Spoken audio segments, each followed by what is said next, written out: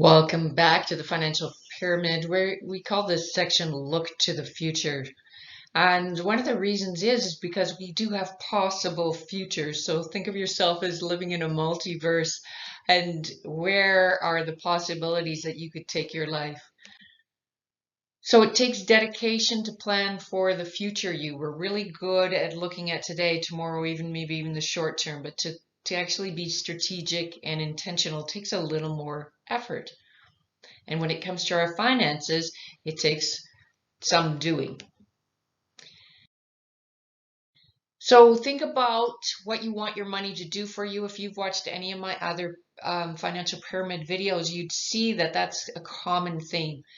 When you think about money, what comes to mind? What kind of life are you trying to live? What kind of life are you trying to build? Really be intentional about what the possibilities in front of you are, and then strategic about how you're planning for those possibilities. So the future is actually now. So if you've gone through all the financial pyramid videos, you're at the point where you've looked at your goals, you've looked at your values, and you've established a cash flow management plan. So you already know what is immediately available for you to be able to build out your possible futures.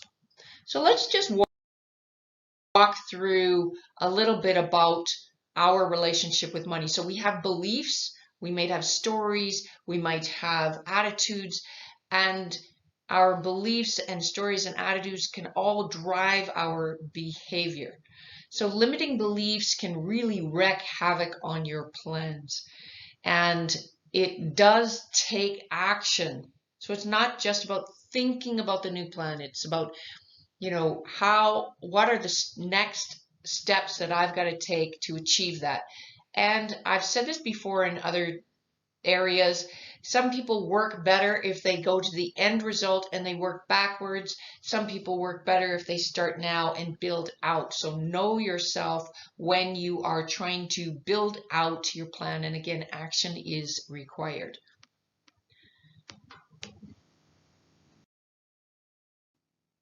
So planning for life events and major purchases. So buying a car, buying a home, relationships, adding a pet to the family, having children. Often somebody will get a job and it'll be their first, let's say it's their first decent paying job. And, they've been driving around a clunker for a while, and they're like, oh, they're so excited. So they go out and they buy themselves a car right away. And we know cars are not inexpensive. So they definitely have the cash flow to do that. And then when they go to buy a house a year down the road, it's like, whew, you've got a really big debt you're carrying. So think about things concurrently and how one thing impacts another thing.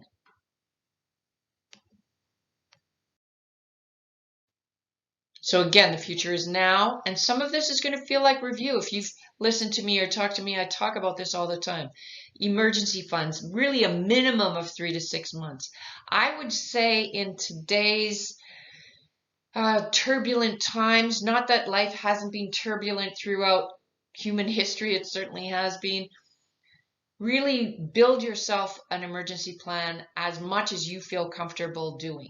Okay, so you're putting this money aside even as you're paying down debts and saving for your vacation and saving for your possible long-term goals.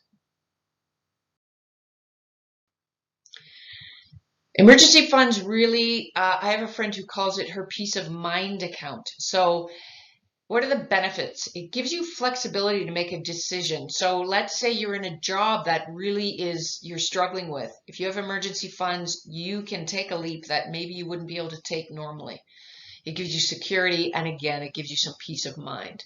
I've talked about it previously that emergency fund can also allow you to exit a difficult personal relationship because you've got the funds available to be able to give yourself some space and make other decisions. I believe rewarding yourself in the near term is key. So think of it, and again, this is a normal thing for me to say, it's like planning cash flow is like having a lifestyle change for your finances. It's not like being on a diet for the rest of your life. So when we are budgeting, strictly budgeting, sometimes it can be hard to stick to. So building a reward for yourself in the near term is really a key element. Think of a trip, a piece of art you really want, your next quality piece of clothing, whatever it is. Also consider paying down debt is not a short-term goal. They help you stay on track when you get a goal. So let's say there's I don't know, maybe it's a handbag you're really coveting right now, and you actually go into the store after saving up for 8 months. Let's just pick that number. And then you walk in and you pay for it, knowing it's fully paid for. What's the difference in how you feel? And that then reinforces that behavior. It develops new spending habits. It helps you build an abundance mindset. Imagine how it feels to always be able to pay cash for the things you want. Let's think about home ownership. Number one, is it for you? So, is it for you? Are you the kind of person who wants to make a long-term investment like that? We've got a market that is fluctuating in terms of housing prices. So I was just talking to my backdoor neighbor, and they were saying, oh, you know, we bought at the peak. And I said, well, it doesn't really matter, because you moved into the home because you are new parents and you're going to be here, and the schools in the surrounding area were great, and you did your research and you want to be here in this community.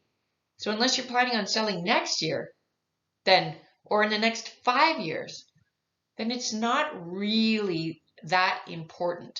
So make sure you want to own a home, you understand the responsibilities. So use an online mortgage calculator to determine what you qualify for. Often you'll see the ads where they'll say, oh, hey, it's cheaper than renting. And it might be, but you've got taxes, you've got insurance, you've got maintenance, you've got extra responsibility when you go on holidays. There's all those things. Also, determine what amount of down payment you have and where it is coming from. Are there any gifts from family available? Do you have any savings that you're earmarking specifically?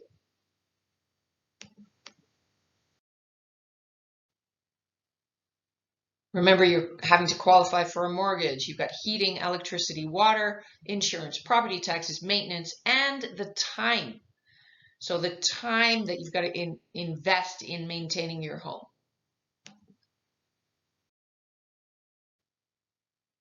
It is a long-term commitment, and it also will provide you with some security, some safety, and for some people, it can feel like a burden. There's no right or wrong there. So transportation options. So you can get where you're going on your own steam. You can bike or walk. You can take public transportation. That's an investment of time. You can use a car ride or a car share or taxi. And the final one is vehicle ownership. So vehicles, as you know, if you're purchasing new, it's a major, major expense now. So when you're thinking about vehicle ownership, new versus used. So you may be able to get better interest rates on a new product, but you will be paying less typically for the used vehicle. So then you take a look and say, what's the current value?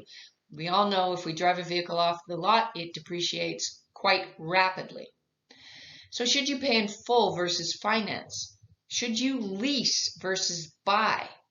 And what are the other expenses in car ownership? License, registration, insurance, parking, fuel, maintenance, oil changes, tire rotation, brakes. That's just regular maintenance. As the vehicle ages, there could be more major things that go. And often those things catch us by surprise. So do you have an emergency account? Really, in a perfect world, as soon as we buy a car, we're putting money aside for the next car that we have to buy. So that by the time we have to buy it, we've already got the money sitting there. I was just talking to someone who they gave up a second car. They'd had a second car forever. They've got other priorities now. They're thinking about starting a family. So they were like, you know what? We are going to organize ourselves and our time better, and we're going down to one car. And that's what they did.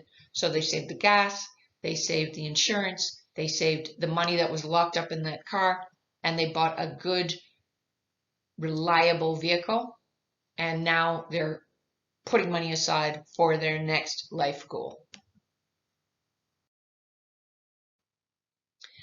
For some people and for many people, and remember, we're bombarded by ads all the time. So what we drive can be how we imagine ourselves to present in the world. There's also self-esteem that can go along with vehicles, and there's nothing wrong with that fundamentally. Just make sure that it's within what is manageable for you. And again, this is something to be really aware of. Upgrading your vehicle will provide reliability. So if that's a real necessity for you, then that's something to consider also. You don't want to be stuck somewhere with a car that is not reliable. So let's take a quick look about weddings. So I often say that budgets are good for some things, but not others. And budgets are definitely a great thing for a wedding. So the average cost of a wedding in Canada in 2020 was $29,450 according to Wedding Wire. That's excluding the honeymoon. So planning ahead makes a really good idea. So if you save the money, let's say $30,000, and you saved $500 per month, and you got an interest rate of 6.25%, it would take you 4 years and 5 months to get to your goal. So you can consider streamlining your wedding. You could ask for cash instead of presents, which is a very, very acceptable way to manage a wedding now. And if you borrowed the money, so let's say you don't want to wait, $30,000 wedding, you borrow the money, you're now paying it back at $500 a month at an interest rate of 6.25%. It takes 10 years and 4 months to repay that loan, and you would have paid a total of $40,920. So again, is that something you want to enter into a marriage with? And it really depends on your own personal situation. Sometimes parents on both sides of the family will be able to gift some money over for the wedding, and sometimes that's not an option. So really, do you want to bring that into the marriage contract when you're just starting?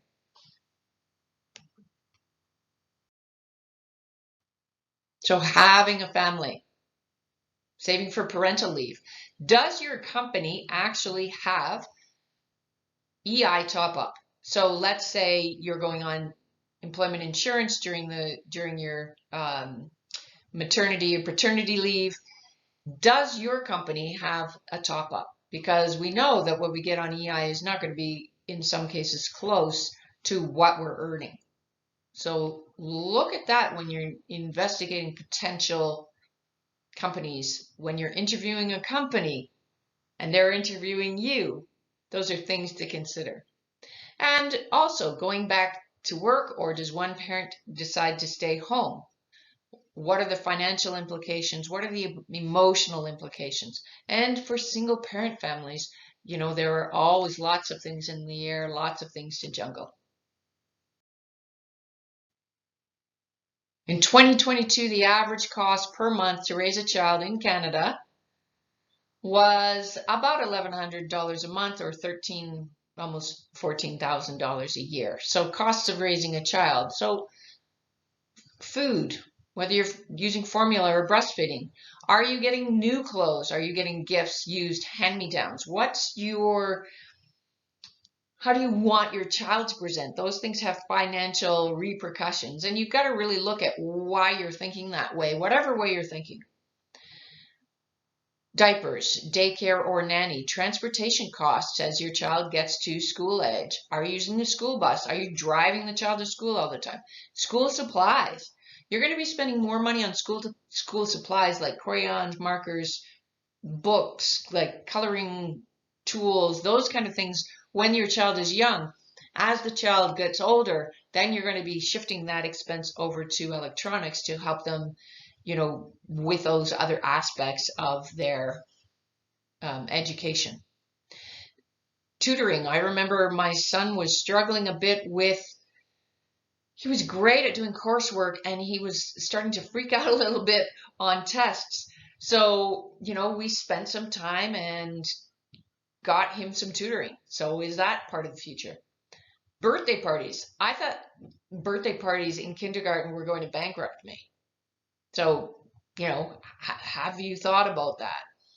School trips, saving for post-secondary, and again, electronics. Considering a fur family.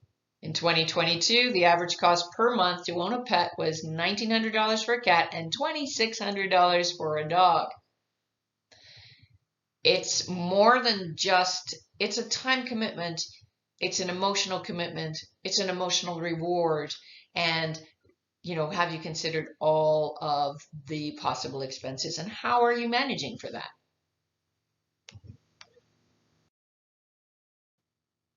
Planning for major decisions in lifestyle.